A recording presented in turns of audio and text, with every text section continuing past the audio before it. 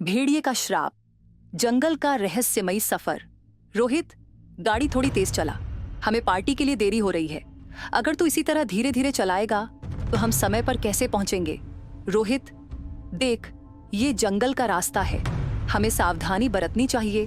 क्या पता अचानक कोई जानवर रास्ते में आ जाए।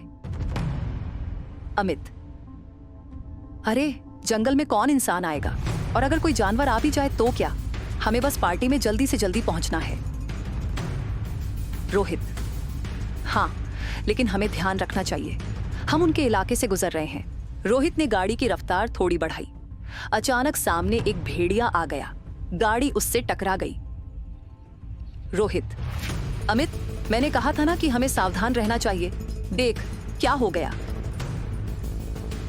अमित, अरे ये तो बस एक भेड़िया है, इंसान थोड़ी ना है। चल इसे सड़क के किनारे छोड़ देते हैं और चलते हैं, पार्टी के लिए हमें देरी हो रही है।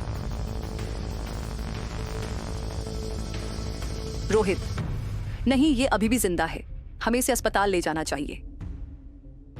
अमित, तू पागल हो गया है? हम इसे लेकर 1 घंटे तक अस्पताल जाएं और पार्टी छोड़ दें? छोड़ना, इसे यहाँ छोड़ते हैं और चलते हैं। रोहित को बुरा लगा, लेकिन अमित की बात माननी पड़ी। वे भेड़िए को सड़क के किनारे छोड़कर वहां से निकल गए।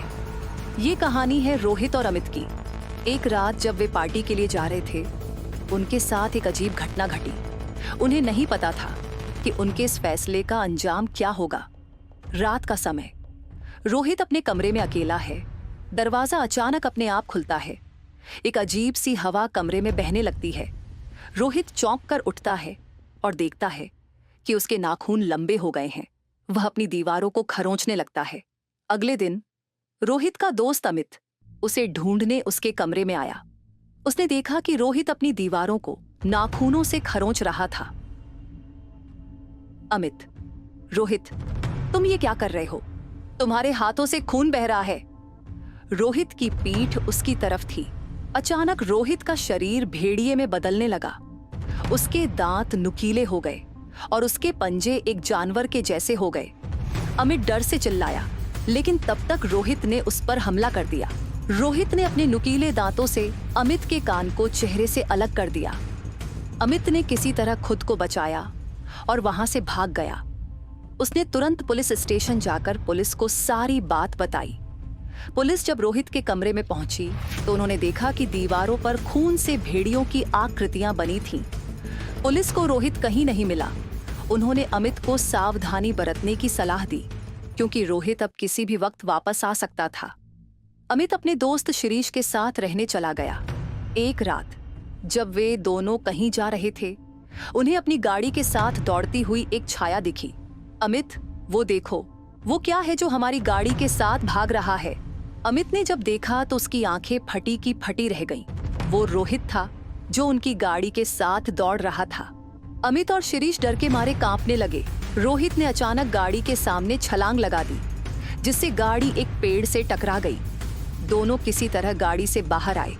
अमित ने देखा कि रोहित अब भी उनकी तरफ आ रहा था। शिरीष डर से भागते हुए जंगल की तरफ भाग गया। अमित, शिरीष, मुझे अकेला मत छोड़ो। शिरीष जंगल में गुम हो गया। दूसरी ओर अमित सड़क के किनारे मदद मांगने की कोशिश करने लगा। तभी उसने देखा कि रोहित अब वहां नहीं था।